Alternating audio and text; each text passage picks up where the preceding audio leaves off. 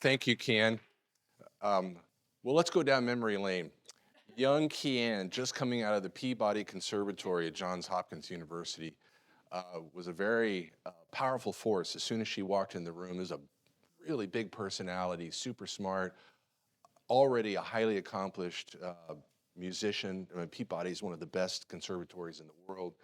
And she had studied some biology, had an interest and a passion for biology. She really wanted to teach biology in the school. And why would I hire somebody to teach biology who has a music degree? And on top of it, on the courses that she took a course in something like the science of massage therapy or something like that. And I thought, what? Johns Hopkins. I remember that. That was look at your transcript. I'll go to the mat on that. One of the best things she ever did as a biology teacher, though, here, Arizona State is a land grant school, like Michigan State, Cornell, New Mexico State, Texas A&M, Georgia Tech, and is the ag school for the state of Arizona. They have stockyards here. And one day for her biology students, she traveled across to the stockyards and she got the butchers at the stockyard to give her organs from recently butchered animals. These were not preserved. And we could have gotten into huge trouble with the health department. But she brought sheep lungs into the classroom, cow's eye, and all sorts of things like that. And the kids were manipulating with rubber gloves and saying, but we were blowing. I came in because I was so intrigued by that. We actually took a PVC pipe and blew air into the lungs. And Lord knows the disease we could have gotten. But anyway, it was great fun. But she brought the whole thing alive and was really great. She also was a woman who was independent thinking. So she and I used to knock heads on music some. I remember I ran a seminar on a couple of choral pieces sung by Cecilia Bartoli, who was one of our greatest vocalists. And I was madly over the moon for this one aria called Sposa Nostra by Vivaldi. Actually, he stole it from somebody else. But anyway, and then we played another piece, and a much Victoria, something like that, that she said. And, Kian led the march for Victoria, and I led the march for Sposa. And of course, she knew a lot more about music. What do I know? But I loved that piece. But she was always great. She was always a great colleague. She mixed it up, always had a good defense for anything that she did and thought. We should all be like Kian as teachers. If you're a school leader, you should recruit teachers like Kian. She just made learning alive. She brought wonder to the classroom in spades, which brings us to our session today. History might be one of the most difficult things to teach today for a couple of different reasons. Number one, history's under assault. Some people look at America, they look at the West, they look at Judaism, Christianity, our great artistic tradition, all as part of power structures. They ought to be just gotten rid of. We need to burn the house down and build something new. And a lot of people are under the influence of Howard Zinn, critical race theory, DEI, that kind of thing, stuff that assails against American and Western history. Others just look at history as darn boring. It's just one thing after another. It has largely to do with some of our textbooks that prevail, which are really not so much narratives as they are chronologies. And they do kind of lay things out, and you say, well, is there meaning to life? Can you discern something in history that illuminates our humanity? A third reason, interestingly, I think, has to do with our classical liberal tradition. Aristotle, the father of the language of liberal arts and sciences, never worked history up as either an art or a science. He does distinguish between philosophy, poetry, or poetics, and history. He said philosophy is the study of what is, and you think about philosophy as encompassing metaphysics, biology, zoology, all the areas where you can really get knowledge, a la Aristotle. And then you have the arts like rhetoric and poetry. History, which kind of falls in between, he never worked up. But philosophy is the study of what is, poetics the study of what could be, so think of imaginative literature, and history, although he didn't really call it a study, has to do with what happened. So we, in our own movement, there's some puzzlement about history. How do we get our heads around it? Sort of in the modern era, we sort of happily embrace history as a liberal art. Bernard Bailyn, one of our greatest historians ever, for 50 years he reigned at Harvard as our greatest Americanist. He said history is a sometimes art. So it's got a little bit of science, kind of objective stuff. It's got a little bit of that creative narrative component that makes it an art. Well, for a number of different reasons, history is a tough area to teach. So I want to pump some life into that. I especially want to go at sort of the foundations of any teaching, and that is, how do we elicit wonder from our students? If we look at the handout, there are some quotations, and the first one's from Aristotle. This is a snippet from that famous passage in the Metaphysics on wonder. It is through wonder that men now begin and originally began to philosophize, wondering in the first place at obvious perplexities, and then by gradual progression, raising questions about the greater matters too. We still need to pass some out here. Why don't we just take a second and get everybody caught up? Raise your hand if you need a copy of the handout, please. So on this side of the house, we need a couple. Thank you, Ken. For purposes of launching our session today, I placed in bold 3 key terms. Wonder begins somewhere. And the generic answer is it begins with what we lead our students to look at. If in biology you want to look at something really small and you want to look at it well, you take it and you put it on a petri dish and you shove it under a microscope. If in astronomy you want to look at something far away, you put your eye to a lens that expands something, thousands of light years away. So it's a telescope, right? If you're looking at something super minute, use a nanoscope. If you're studying music, and let's say you're a brass wind player, and your brass wind instructor is leading you to hit the tone, to sharpen or flatten your note. So there are valves on brass wind instruments, and you expand them to flatten the note, you crimp them or you shorten them in order to sharpen a note. In other words, you want to bring the note into clarity, you got to do something to adjust the relationship, embouchure, your breathing, where your fingers are on the valves or placement on a T-bone, etc. But you've got to sharpen and flatten the note sometimes mechanically. All right, so those are ways of intending to bring the thing that's not clear into clarity. So, and wonder begins, you hear a note and, oh, that sounds a little off. And the instructor says, okay, you need to, if you're a vocalist, tighten your chin towards your chest, breathe from here. Don't breathe from here, breathe from your diaphragm, push it out, and that expands the volume and it tends to bring the note to the tone where it needs to be. But you're giving your students something, an original document, a map, an individual narrative, an eyewitness account. It might be a passage from a sacred text. It might be a speech from antiquity. It might be evidence in a legal case. Any number of these things could be what an historian would place before his students. But it has to begin somewhere. You got to be looking at something to say, oh, what's going on? And the who, what's going on is something like the perplexity that he mentions in the second term. He said, it's not clear what this is.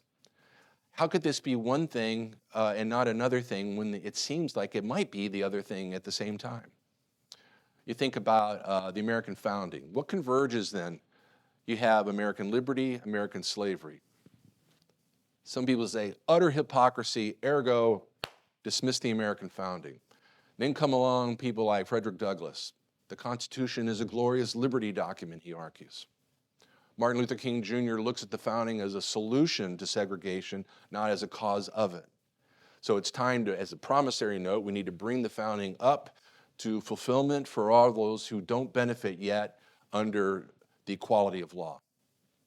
And then from Birmingham jail, or before in Birmingham jail, he sinks his notion of the founding in scripture, the early martyrs, the life and death of Socrates, the natural law thinking of Augustine and Aquinas, the Enlightenment thinking of Jefferson, the statesmanship of Lincoln, the Jewish personalism of Martin Buber.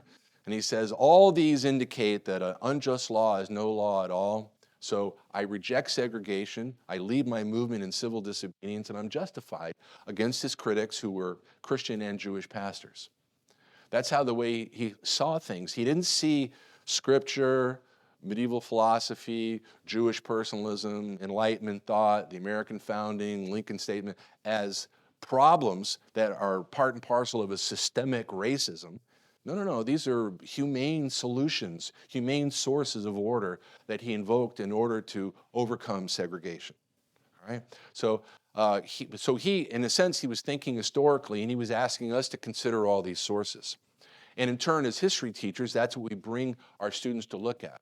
Not everybody in history thinks the way the King did or Lincoln did. Lincoln, in the Gettysburg Address, invokes the founding, invokes the Declaration of Independence. 87 years ago was 1776. But where Jefferson and the founders used self-evident truths, he used the term proposition. A self-evident truth is like a geometric axiom. It's not in need of proof. A proposition needs to be proven. How did he expect to prove the propositions of universal equality and freedom? Defeat the Confederacy, free the slave, and free the slaveholder. Okay? But in doing that, he asked his audience to wonder about our situation. Propositions need proving. Okay, what does that mean? Why is he abandoning the language of the founding? Because the founding was in question. Just like people today dismiss the founding, even people at the time of Lincoln, they had a hard time reconciling slavery with the founding. And of course, it is a real problem. So how do you overcome that? American liberty, American slavery converge at the American founding. How do you read that? Okay, that's a perplexity. The great historian Edmund Morgan, who was at Yale for many years, he called it a paradox. And a paradox is not equivalent to an hypocrisy. Finally, we come to questions. And I've already intimated some questions. And questions are pay dirt. Like we want our students to ask questions, and we want to ask questions that lead the students further into the thing that is perplexing. And the more they go in, the more they search, the more they discover. They might make mistakes, but the mistakes will become clear as mistakes when they're looking at the thing more closely. Like you might initially think that the microscopic organism that you're looking at is one thing, and then the more you look at it closely, maybe compare it to other things, you go, oh no, this is something altogether different. The same with learning how to hear flat and sharp notes. Or flattening and sharpening notes. You get acclimated to it after a while, but at first, you may not know the distinction between, you're playing along and everybody's going, oh boy, he's really off, and you don't really understand what the problem is. And then you start to hear another player, or you hear a whole ensemble, everybody in your section, the baritone section, is beautifully in pitch, and you're honking away. And you finally go, uh-oh, something's off. What do I do? And the instructor will teach you how to sharpen or flatten your notes. Okay, so we have beginnings, which is the stuff that we bring to bear in front of everybody. We have perplexities and we have questions. Now, this is a workshop, so I'm going to stop talking and we're going to now put our historical minds to work. I'm giving some examples so you can intuitively or inductively see what I'm trying to accomplish here. And now let's put your own historical mind to the test. This is a liberal conversation in the best sense of the term. Everybody's welcome to speak their minds, and I want everybody to try their hands at it. It's a workshop. This is not a talk. So I'm not going to talk didactically anymore, except maybe to explain something that comes up. Let's look at these 4 passages, and then we're going to look at some slides, which are the kinds of things that historians work up. The first 2 quotations are from historians, John Lukács and Bernard Bailyn. John Dos Passos was a novelist, and Johann Wolfgang von Goethe, of course, was a man of all humane letters, the greatest man of letters arguably in German history. There is the entire past, there is the portion of it, the remembered past, and there is a yet smaller portion of that, the recorded past. For a long time, for many professional historians even now, history has been only the recorded past. No, it is more than that. It is the remembered past. What is he saying? What are the distinctions? How is it that we can use 3 different descriptive terms for the same thing, that is the past? Those are some good questions. So what can you elicit? So I've given some questions now. We're going to let you do some questions in the next 3. But given those questions, what can you draw from Lukács' quickie little description there of the past? Yeah.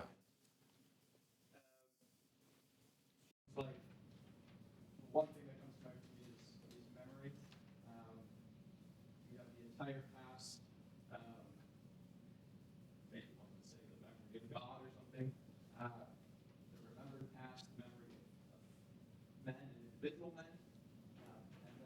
recorded past, which is something like shared memory or maybe memory by speech. Okay, so let's predicate memory exclusively to humans here in the sense that God, if we're going to wax theological, God is not bound by time. All right, so it wouldn't be the case that he would remember the way that humans remember. So the past, however, certainly has to do with time. And well before humans, there was stuff measurable by time. Not that anybody was measuring by time, but we think in terms of time. So what is in time that is not of human memory? Yes? I mean, any period of prehistory where we haven't written it down. How far back? We can go far back as what, 10,000, 11,000 pre-modern humans even. Yeah. Back than that, archaeological evidence. Can we go any further back than that? Are we restricted to thousands of years? What is it? There's the Bible, yeah. What about any physicists in the room or geologists? Well, yeah, so the material world is measurable in billions of years, all right? But who remembers that? So we don't. So memory, what we're really talking about in history is we're talking about the recorded or the remembered past. Now, how do we distinguish between what's remembered and what's recorded? First of all, let's go to, give me an example of the recorded past. Yes?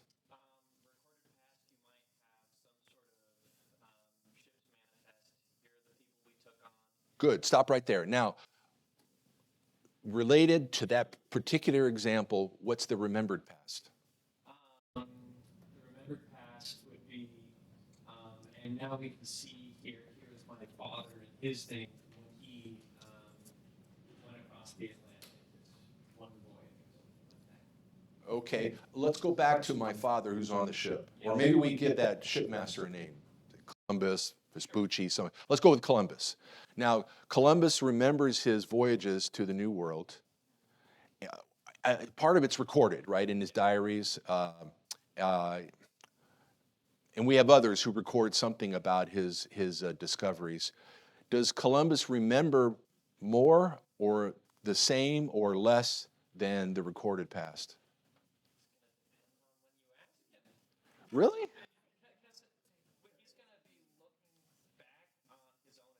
As time goes on, he's going to look at that, he's going to remember it Okay, differently. that by logic means he remembers more than what he recorded.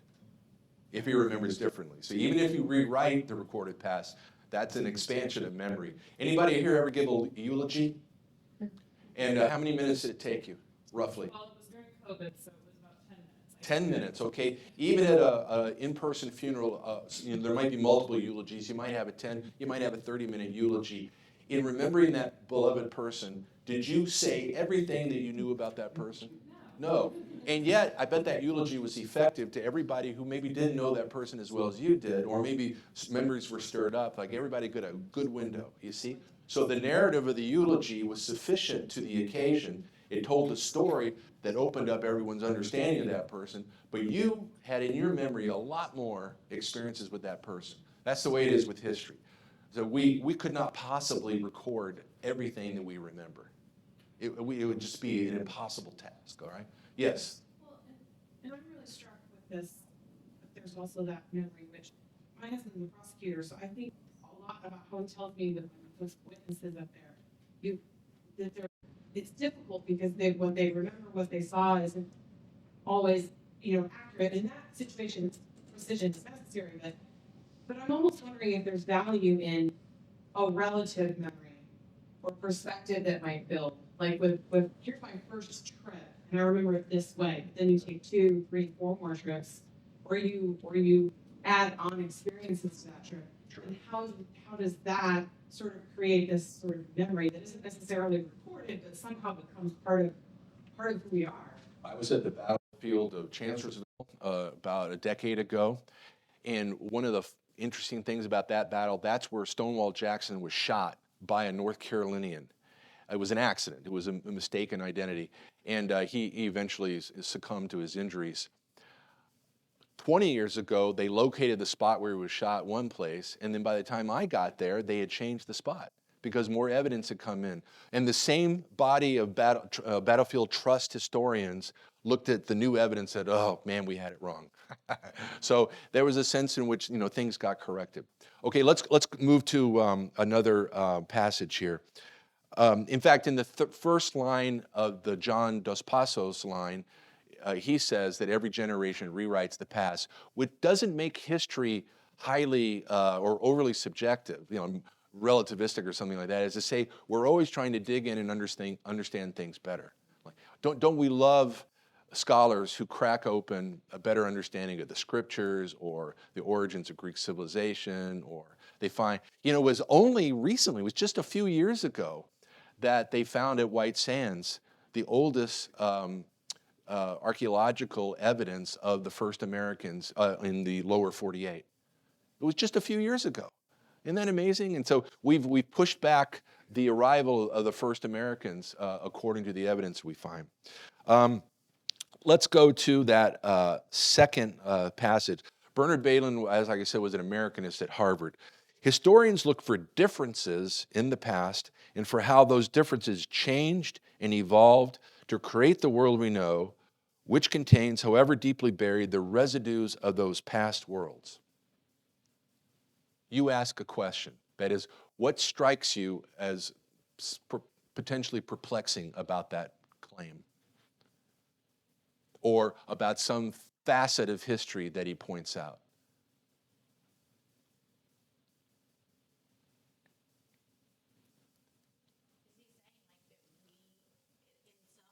We are a product of the past. Like our sensibilities, the way we think about the world, like we're a product of that, whether or not we think we are or not. He's certainly saying that past events have brought us to where we are today. Now, but look at that first key term they uses, difference, right? Which is, now, go ahead. Well, I was just going to say, reading this, I don't know what this name. History repeats itself seems perhaps counter to what he's saying here. Yeah, that's definitely, he's inferring there are no repeatable events. History deals in singulars, it doesn't deal in universals. And so the eulogy is for that person in that life, lived in that place with that family who worked at that particular spot and had these particular friends, worshiped at that particular church, played this particular sport, succumbed to this particular disease on this date in this year, etc. And that life is never repeated by anybody else. There are familiarities. So Plato talks about the tyrant and the tyrant's soul. Okay, that's a pretty good explanation of what tyranny is. But Ivan the Terrible, Adolf Hitler, Saddam Hussein, Joseph Stalin, Mao, okay, Castro, they're all tyrants, and yet they're all very distinct from each other, right? So there's no repeated. It's like Ivan the Terrible is not repeated in Joseph Stalin, who's not repeated in Castro, and so forth. Okay. Another thing he notes here is change. So we often hear, "Gonna change the world. Come on, we got to study history to change the world." History is not an incitement to changing the world. History is an attempt to understand the world. Now, Marx says that we've abandoned philosophy as a matter of understanding, and all philosophy is now is to change the world. And he would encompass the study of history under that. We, however, need to respect that history is a matter of leading us to a certain kind of knowledge. It's not quite definitional knowledge, right? And it's not knowledge as equivalent to what you have in physics and mathematics.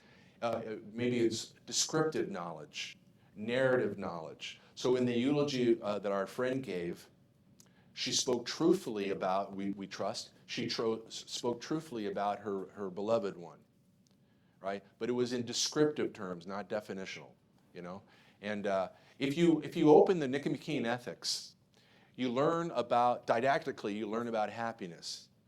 Does anybody read the Ethics? Which historical characters does Aristotle invoke when he talks about happiness? A little bit of a trick question. None. He doesn't mention anyone because he's not doing history. He's dealing in universals. He's not dealing in singulars or singularities.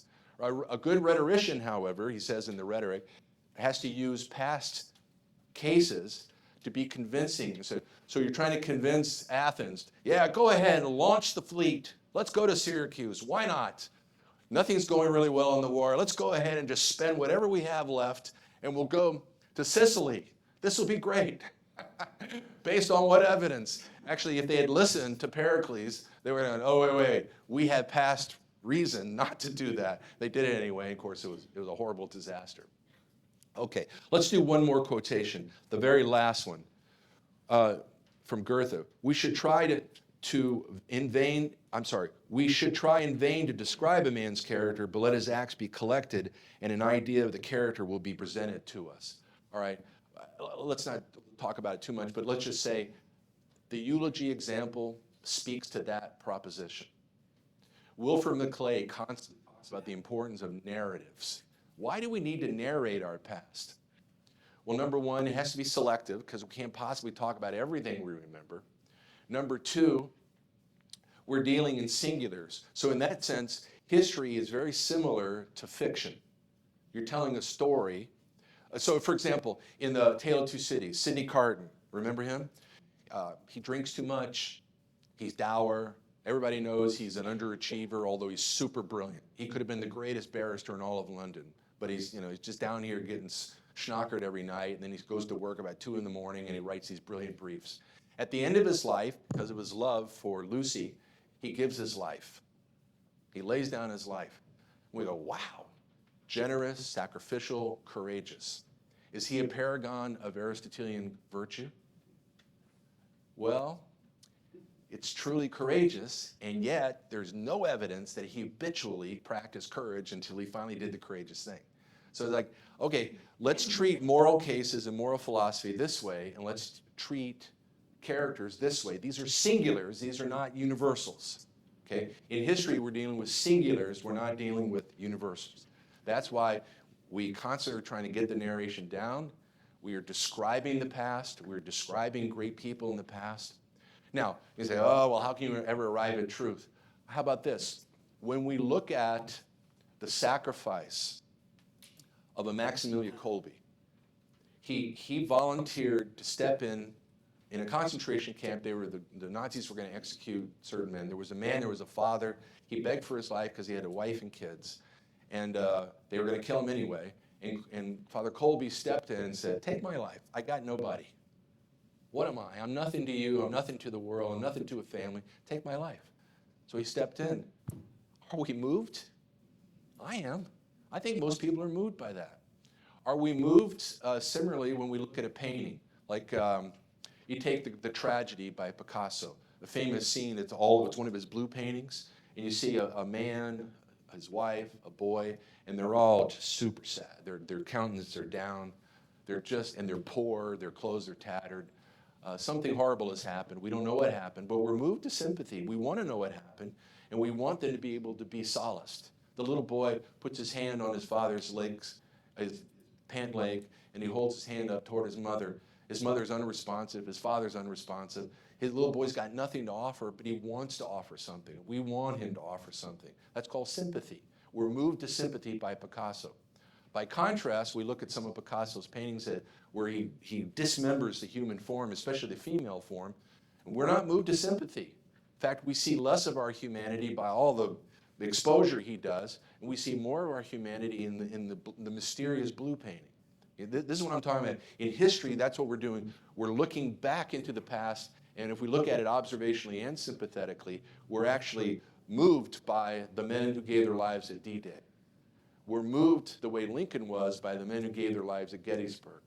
And while we can't make the ground more sacred, because they gave it all, the ground is made sacred by their blood, we can live in memory of what they gave.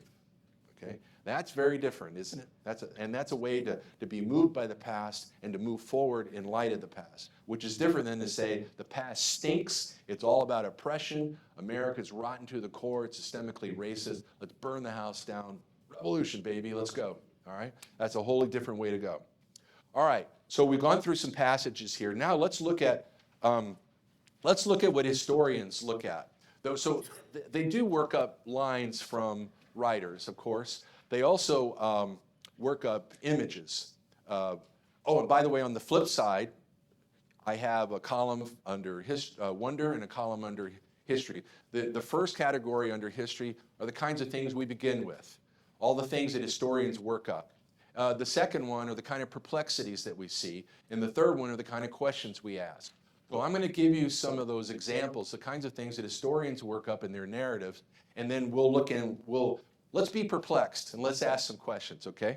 And some of you are going to jump to questions right off the bat because you're smart and you I know how to get past this perplexity. This is the answer that if we can answer it, this is the question, if we answer it well, it'll crack that perplexity right open, okay?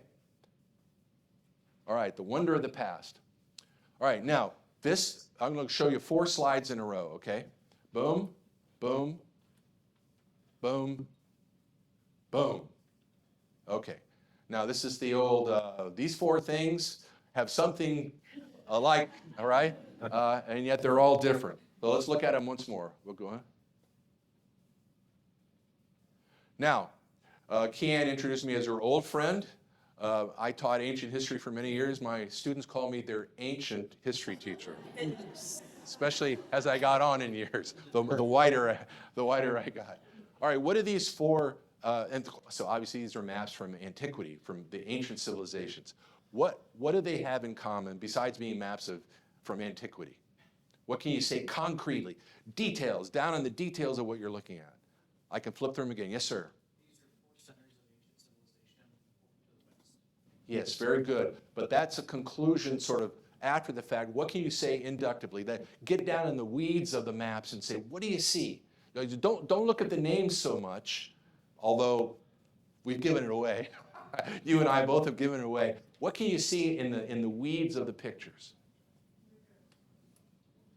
What somebody said, okay, well, somebody said river, somebody said water, okay, good. So all 4 civilizations are what in relation to water? I'm sorry, one at a time. Yeah. We're touching water. What else can we say? Knowing that they're the 4 civilizations. What is it? Well, not all of them. I mean, Mesopotamia had, a negligible navy, but not Athens. Sparta had a very negligible navy. Yes. Well, yeah, some of them, but not this one. It's not far from the Mediterranean, the Great Sea. But most importantly, look where, the Assyrian and Babylonian empires were developed along 2 rivers. Like we call Mesopotamia literally means between the 2 rivers. So civilization, it was built up around 2 rivers. Egypt, entirely built up, not out in the desert, but really along the river. Of course, the pyramids are built out in the desert, but not far from the river. Agriculture, religion, commerce, military, all hover around the river, and the river emptying out into the Mediterranean. Athens, of course, becomes a great mercantile and military naval power. Sparta, however, this slide is off.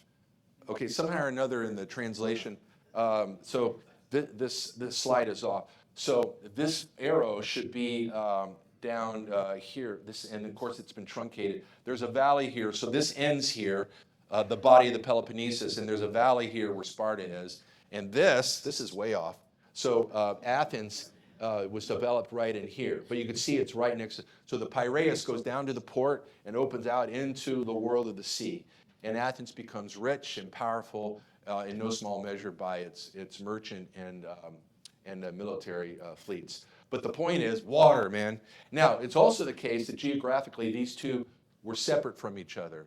So I often ask my students, say, what about those mountains? What does that mean for the development of Sparta and Athens? And it takes a while, but eventually they say they develop far apart from each other, at least far because you had to traverse those mountains.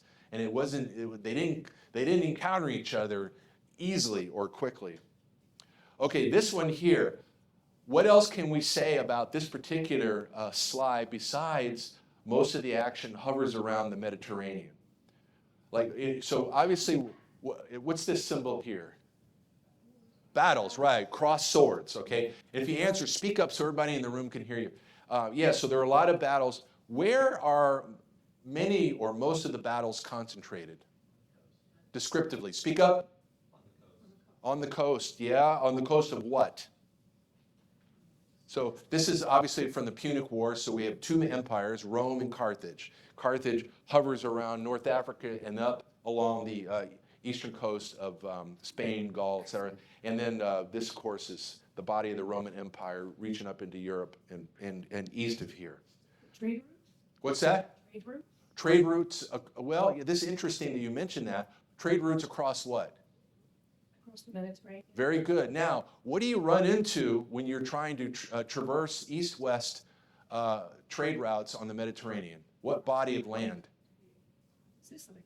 Sicily. And note, you got multiple battles around around Sicily. Why? It's the big kahuna. If you control Sicily, you control the trade routes. You control the military naval routes as well.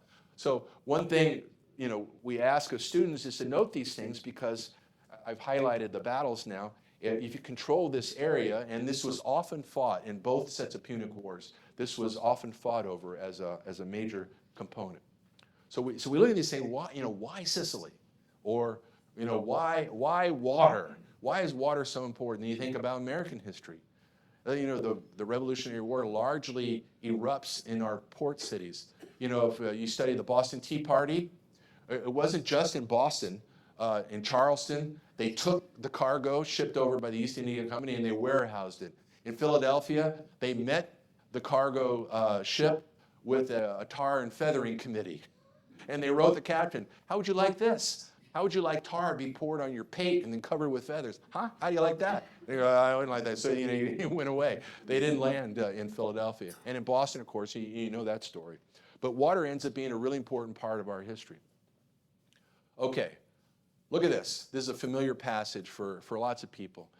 And it came to pass that in these days there went out a decree. Now I'm going to read this, and then I want you, in your mind's eye or on your paper, mark every historical component of this passage. Okay, now this is a passage from sacred scripture for Christians. We go, what? This is not history.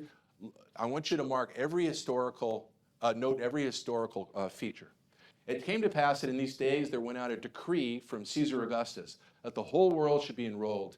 The enrolling was first made by Cyrenius, the governor of Syria, and all went to be enrolled, everyone in his own city. And Joseph also went up from Galilee, out of the city of Nazareth into Judea to the city of David. That's actually a north-south trajectory, which is called Bethlehem, because he was of the house and family of David. And it doesn't say here, but Bethlehem was considered to be a city of David. To be enrolled with Mary, his espoused wife, who was with child. And it came to pass that when they were there, her days were accomplished. That is, she came to deliver her baby, that she should be delivered. And she brought forth her firstborn son and wrapped him in swaddling clothes and laid him in a manger because there was no room for them in the inn. Okay? So there are a number of things. Before we go to the historical components, what's one major perplexity that students might well run into as soon as they read this passage? What's sort of like a 25,000 question to answer? No number dates. No number dates, okay, they might note that, okay. What is it? Who's Caesar Augustus? What else? The whole world. What is it? The whole world. Yeah, what does that mean? The whole world, yeah. And why would we be enrolling? Yeah, why? What's that decree all about? What's the enrollment about? Yeah. And why was there no room in the inn? Well, the answer lies in the passage itself. Like everybody has to arrive at their designated city in order to enroll in the census. So if we go to this, I highlighted most or all of the historical features. So it's a decree. What's a decree? Well, that's issued from a government. It's not a religious thing, although the high priests of the temple would send out their representatives too with decrees. But in this case, it's a Roman decree.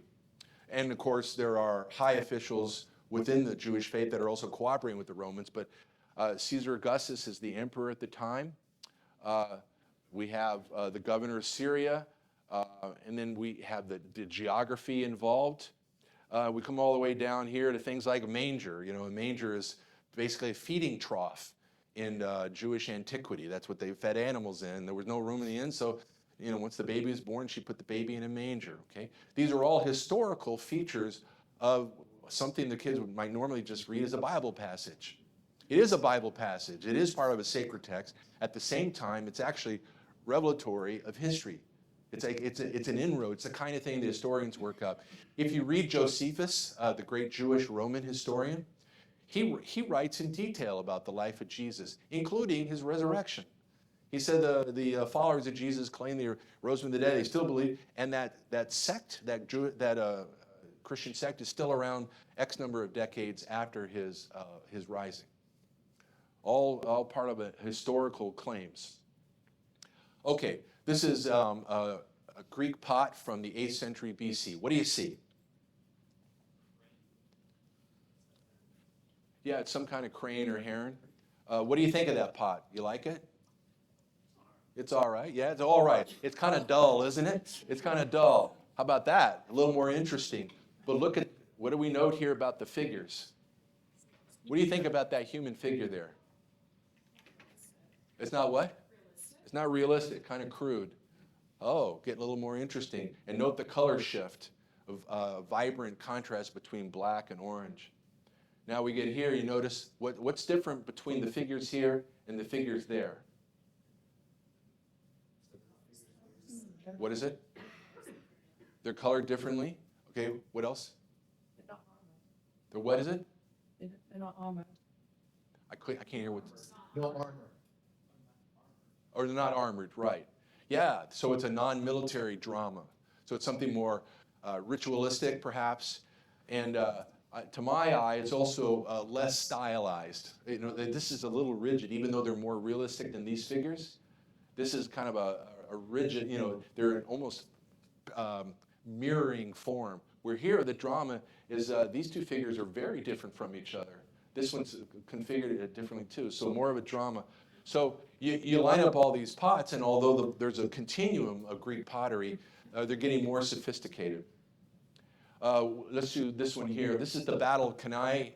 Hannibal upset the Romans. So I'm just going to show these two slides, and then we're going to have to get out of here because I know everybody's tight on time. We have to end now, right?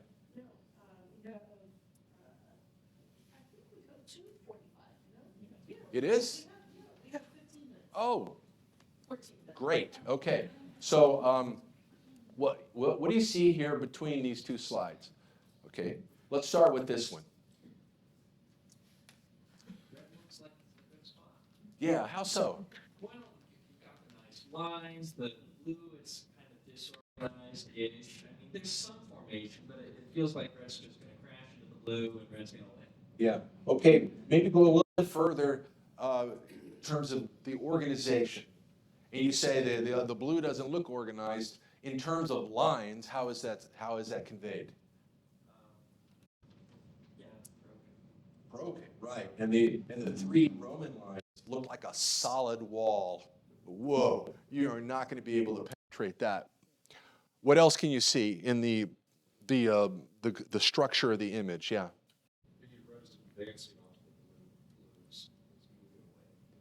Yes. Indicated by what, please?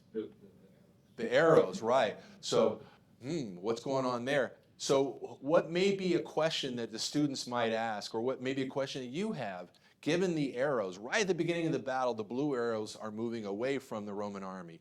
What does that indicate to you? Retreat, yeah, so it's collapsing. Now, we have something less obvious going on the either end of of Hannibal's attack here. You notice the cavalries, they're Numidian, Spanish, and Gaulish. His army was a hybrid. He had a lot of mercenary soldiers fighting for him.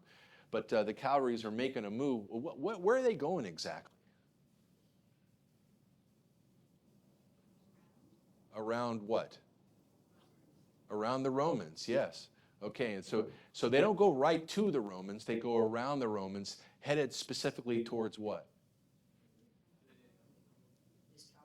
Yeah, the Roman cavalry up there, the Allied cavalry. Now, look what happens. So, having retreated, what form now does Hannibal's army take?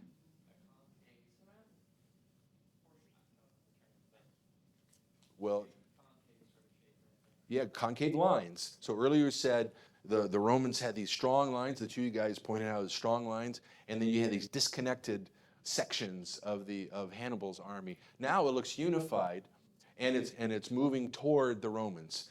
But look what they've done with the Romans. They've allowed the Romans to also form a curve, as it were, so that so it's like it's almost concentric.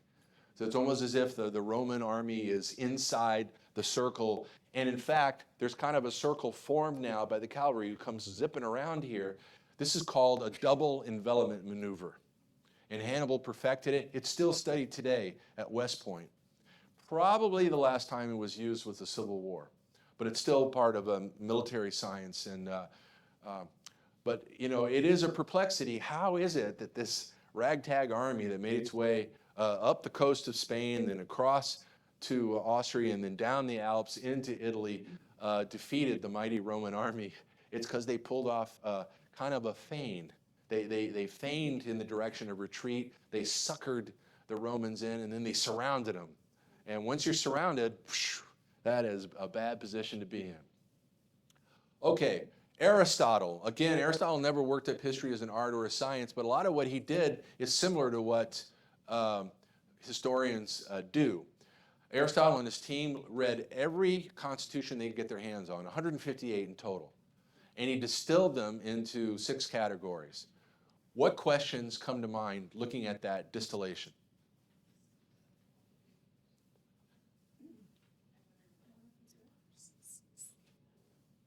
Oh, can you speak up a little bit? I wonder which democracies he's looking at, based on how he categorized it. I'm just curious what he's looking at. Okay, so our colleague said she wonders what democracies was he looking at. He certainly looked at different iterations of democracy in Athens. Athens at its peak was a democracy so integrated that it could defeat the mighty Persian Empire. Post-Peloponnesian War democracy is not so good. It's very corrupt. Okay, so democracy is not a univocal phenomenon. That is, you know, it has various iterations depending on what happens in the history of the polity. So the history of Athens is not uniform. Like you got democracy before the Peloponnesian War, you got democracy after, and the two state of things are very, very disparate. What else can you notice, or what other questions? Yes, sir. Yes. And parallel to that, what his definition of bad is. Let's see if we can infer it. Let's get to it inductively. If we go to so one thing we know too is there are 6 numbers. 1, like number 1, and 6, the worst, right? And we can infer that 6 is the worst because it falls. It's the top of the worst ones. Yeah, and when you think of tyranny, let's just go with tyranny, what we know of. You think of the historical examples of tyranny. I gave you a handful. Why is tyranny a bad form of government? Yes. It tends to be capricious. It's absolute. No one's got any say except for one dude Yeah. at the top of the ladder. Okay. What's it like living under a tyrant? It's not only that you have no say, but what else?